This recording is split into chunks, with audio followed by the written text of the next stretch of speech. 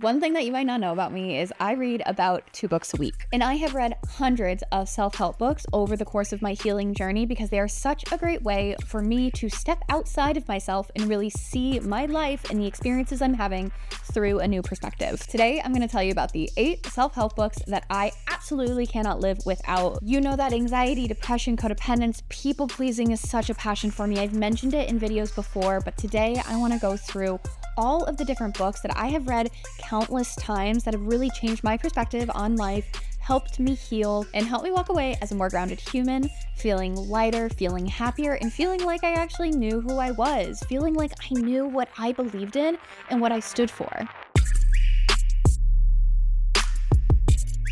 I spent the majority of my life as a deeply obsessive people pleaser. I would do anything that anybody wanted because I was so afraid of doing something wrong, of really taking a hard look at my life, of taking stock of my life and saying, do I agree with the way that I've been living, or have I just let people push me in different directions the entirety of my existence? And the answer was the latter. The way that I figured this out was through these self-help books. So this video is going to be a quick one. We are going to jump right on into it, into the 8 self-help books that I feel like have totally transformed the way I view myself, I view my relationships. They've changed my relationship with my husband. They've changed my relationship with my friends, with the way I look at self-care. And I would love all of you to read some, if not all of these, on your own healing journeys. And please let me know, keep me updated. Let me know in the comments if you're listening to this on audio. Send me a DM about what that journey is looking like for you, if any of these books were helpful, because Lord knows they were so freaking helpful in my own. I think books are such a great way for people to dive outside of themselves.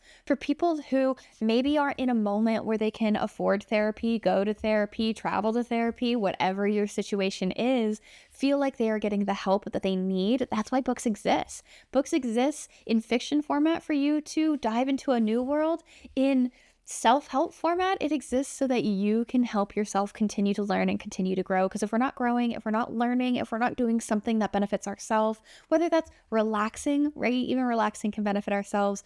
We are not doing ourselves justice. And so I wanted to give you some suggestions for self-help books that have totally transformed my healing journey and have helped me, and I hope that they can help you too. The way that I split it up is 4 different sections: healing, productivity, relationships, and mindset. Diving straight in, number 1 under healing, we are going to start with the heavy hitter, The Body Keeps the Score. This is by Dr. Bessel van der Kolk and is by far one of the most impactful books that I have read, and I think was one of the first self-help books that I read on my journey. It talks about how trauma isn't just contained to your emotional mind, but it also translates into your physical body. Trauma is stored in the body in so many different ways. He attributes some symptoms of trauma to things like stomach aches, headaches, nausea. Now, as somebody who has had anxiety and depression and dealt with mental illness throughout her life, I can say this is 100% true. At my worst, at my absolute worst, those were the symptoms I was dealing with. It wasn't I was just sad. Everything hurt inside of me. And he puts forward tons of different ways that you can start to heal that trauma from within, that you can start to build that mind-body connection. That's the relationship that my therapist and I have always talked about, building the mind-body connection. I'm working with a functional nutritionist now because I know that so much of my stress is held throughout my body.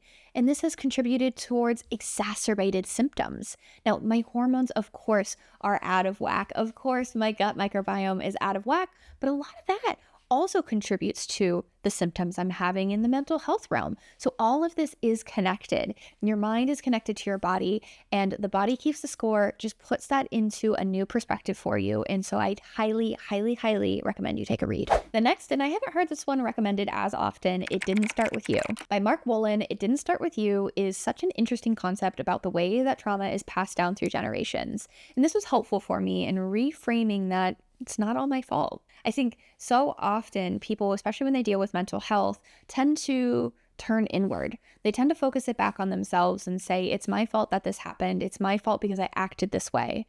When in reality, we are all a product of our environment. And once we realize we are that product, it gives us the confidence and the control and the tools we need to start to make those changes. But it starts with the awareness. So recognizing that your trauma was likely passed down to you throughout generations. If you think about what your parents have gone through, what your grandparents went through, what your great-great-grandparents went through, think about some of their traumas. That has likely impacted the way you were raised, the location you were raised in, the type of discipline that your parents gave you when you were younger. And realizing how trauma has been passed down through generations has really helped me understand how much agency I actually have in being able to make some changes for my own family and my own future and my own children. I'll let you read the book to understand a lot of the solutions that he's proposing, but one of my favorite exercises that I actually do in therapy quite often, and the author recommends in this book, is role playing. And I always found role playing to be a little bit funky, a little bit embarrassing at first, but it has been so helpful, especially now understanding that the trauma that I've experienced is not always something that started with me. It's something that has been passed down to me. So when I can sit in the position of my dad, my grandparents, my great grandparents, and really try and empathize and understand what it is that they went through and understand why I, being them, may have treated the rest of my family in a certain way. It helps me now in my life, in my own body, in adult Regan, understand how I want to choose to move forward. And it separates me from it. That connection, that codependence, so to speak, oftentimes makes it really hard for us to step outside of ourselves and decide, how do I want to be intentionally?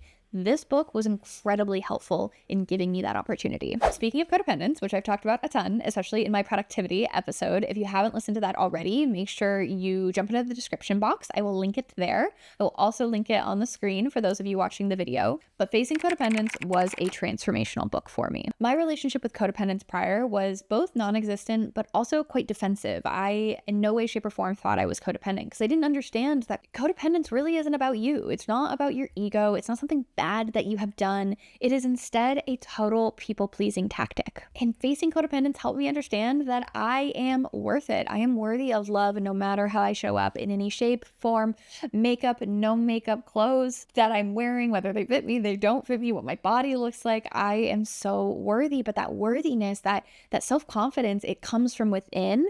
And that people-pleasing, or the desire for love and affection, is limiting me. But it also frames it in the perception of, as a child, that should have been given to you regardless. That should have been given to you, no questions asked. But for many of us, it may not have been.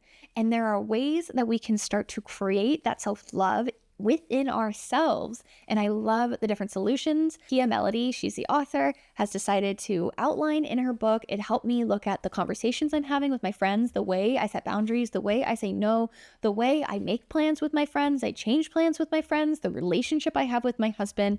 It's such a great book. I highly, highly, highly, highly recommend you take a read or listen to it on audio like I did. Okay, this is kind of rapid fire, quick episode. I just want to get the books in your hand. So that's why we're going to go through it like this. I'm not going to give a huge amount of details on it, but I'm going to tell you the really high level points so that you understand why you need to go and take a read for yourself. There's nothing more important, there's nothing better than you reading a book yourself, because you can take what you need from it in the moment that you need it. One quick thing I will jump out in the middle of the video to say is, each one of these books, you might sit there and go, right now, nope, there's no way. You might have a visceral reaction to it, and that's okay. You don't need to go and read a book on codependence right now. You don't need to go and read a relationship book right now. If that's not the space that you're in, if that's not the mindset that you're in, totally fine.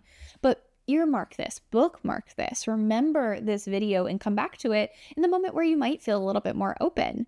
Some of these books might feel more accessible to you right now. Other ones, maybe you're not ready for. The body and the mind really help you know what healing step you are ready for. And there were moments in my journey where there's no way in hell you'd have caught me reading Facing Codependence until I felt comfortable listening to a book on it, because previously I'd have just pushed it to the side. I would have been like, there's no way. I would have gotten really, really defensive about it because I was so worried that I was showing signs of codependence in my day-to-day life, and I wasn't ready to bring that self-love, that self-acceptance, that support into my reading journey. Okay, that's all I'll say about that, because I wanted to caveat it. I wanted to add the disclaimer before we move into the second group, which is productivity. Productivity, I think, is a little bit more palatable for a lot of people. It's a great place to start for a lot of people, but I wanted to start with the mental health side because it's always going to be what's super important to me, and you know how much I love talking about it. Okay, on productivity, Atomic Habits. You've heard about it before.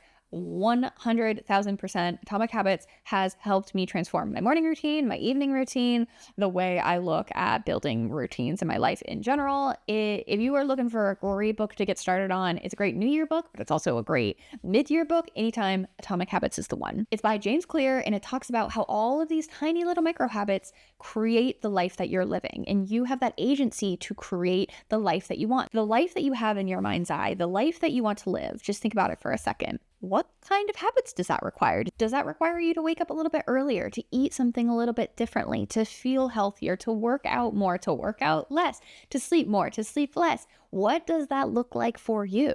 Setting habits, working towards those goals, and working towards creating those healthy habits in your life, that is going to help you. And one of my favorite things that James Clear talks about is that small habits lead to big changes. And if you just get 1% better every single day, if you just put yourself outside of your comfort zone, 1%, just even the tiniest percent every single day, by the end of the year, you'll be 37% better at whatever that task is. Think about that, 37% better. That's significant. That's only at 1% a day. Imagine if you doubled it, went to 2%, 3%, 4%. These changes that we make in our life, they might feel uncomfortable, but we don't need to do it all in one day.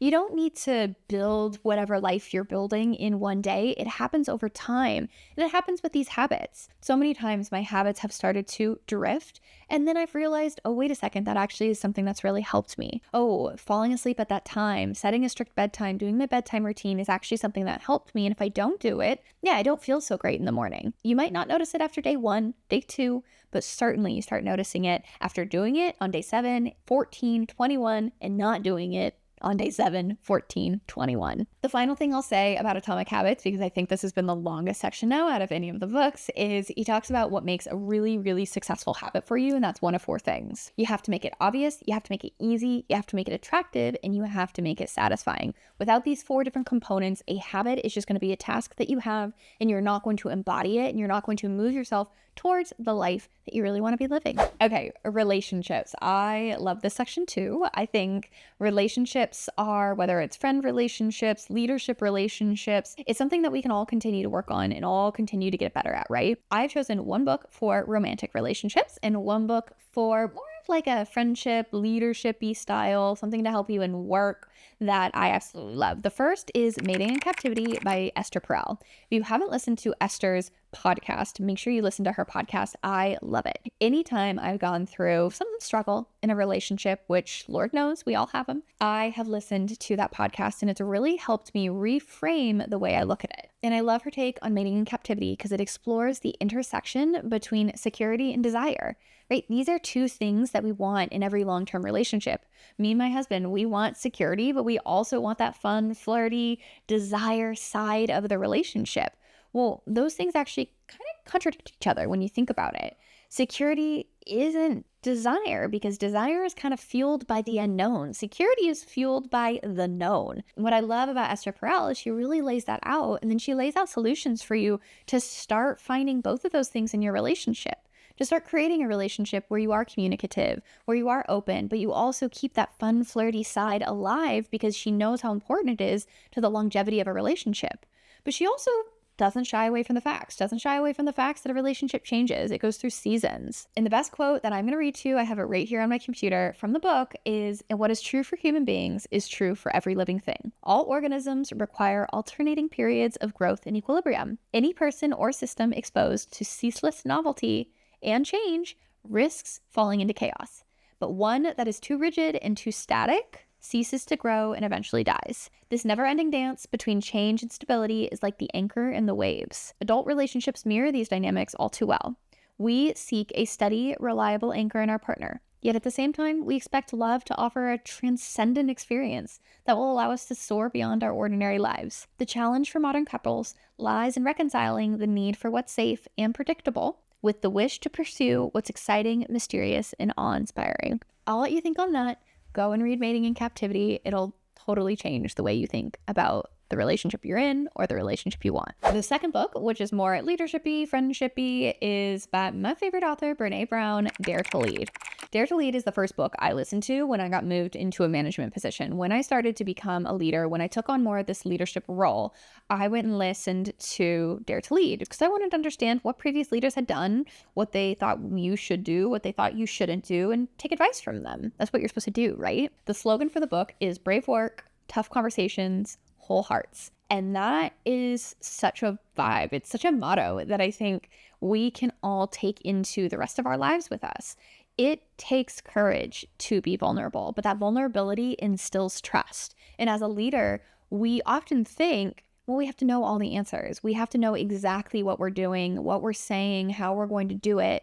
But the reality is you have to have the self-confidence in order to know what you do and what you don't, to build a team around you who has those skill sets. People are not always looking to you to know exactly how to solve their problem. They're not looking to you for all of the answers. They're just looking to you for some of the answers. And really, they're looking to you to help them get to that themselves. It can feel very micromanagey when someone else is constantly like, nope, this is what you need to do. This is how you need to do it. A true leader is going to uplift the people that are on their team and help them get to the answer themselves. And while the book is really focused on leadership in a work context, I think it can also be transferred over to a life context, to any sort of relationship context, because anyone can be a leader. It's important for all of us to recognize that we have that leadership quality deep within us, but leadership requires trust.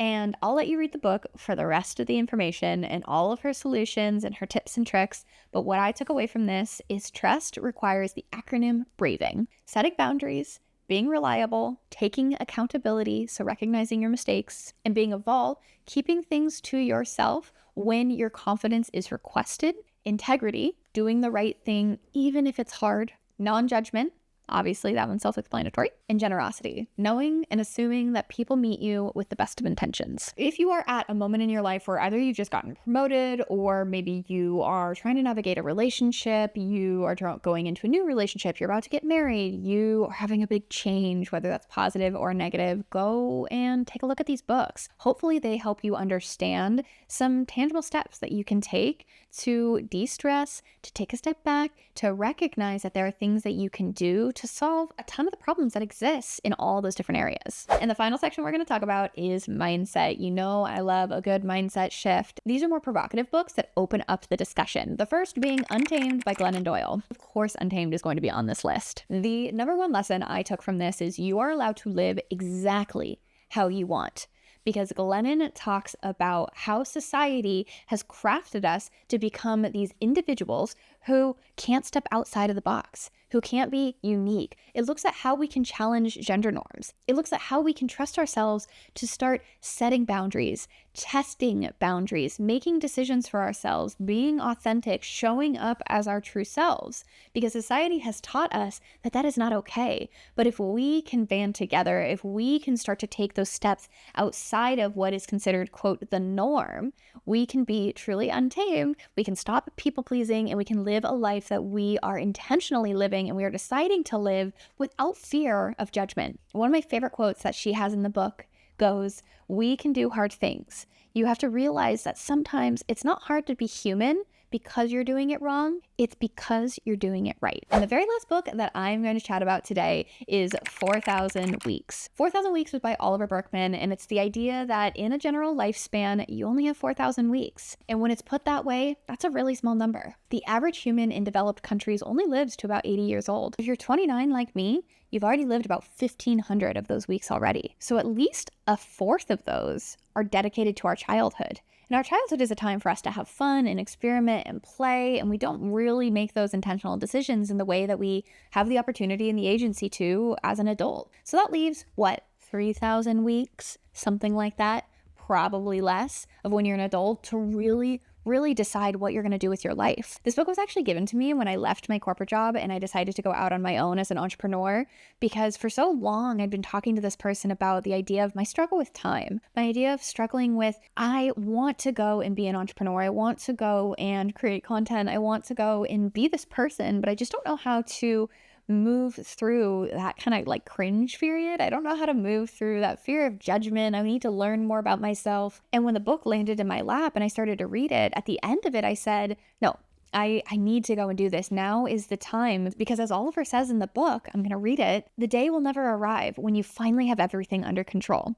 When the flood of emails has been contained, when your to-do lists have stopped, when you're meeting all of your obligations at work and in your home life, when nobody is angry at you for missing a deadline or dropping the ball, and when the fully optimized person you've become can turn around at long last to the things that they're really supposed to be focusing on. Let's start by admitting defeat. None of that is ever going to happen. But you know what? That's excellent news. And that was so helpful for me in going, you know what? No, I'm never going to be perfect. I am never going to get this 100% right. But there's also never going to be a time where it's easy. There is never a right time to do something. And it reminded me that if there is something in your life that you have wanted to do for the longest time, that you just don't know how to get the courage up to go and do it, let's start to take baby steps towards it. And to be fair, you only have so much time on this earth. Choose how you're going to spend those weeks wisely. That brings us to the very end of today's episode. I am so very happy that you made it to the end of the episode, because now you know all of the books that have totally transformed my life when it comes to self-help, when it comes to mindset, mental health, relationships, productivity. These are the books that I absolutely stand by, that I live my life by, that I quote on the daily. You have probably seen me quote these books throughout all of my different videos before, and I know you will see me do it again. If I've missed any book, if you're sitting there and you're like, oh my God, Regan, why have you not read this book already? Please drop it in the comment section. Let me know through a DM on TikTok or on Instagram, regan.olsey. I am so excited to hear from you all, because I need new books. Honestly, going through this list, I have pulled out my Kindle, I pulled out my audiobooks, gone through them, and I'm like, damn, I've read a ton. I'm already on book, I think like 13 of the year, something like that. So I'm constantly in search of good books that I can read, whether or not it's self-help related. Honestly, I'm a big thriller, psychological thriller fan. Please send me all of your recommendations. I cannot wait to hear from you. If you're going to read any of these, let me know that as well, because I am so excited for you to be taking these steps in your healing journey. We are in it, we are doing it, and we're going to build the life that we're truly, truly meant to live. Thank you so much for being here. This has been another episode of Organized Chaos. I am so very happy that you made it to the end. As always, I will see you next time. Thanks, everyone.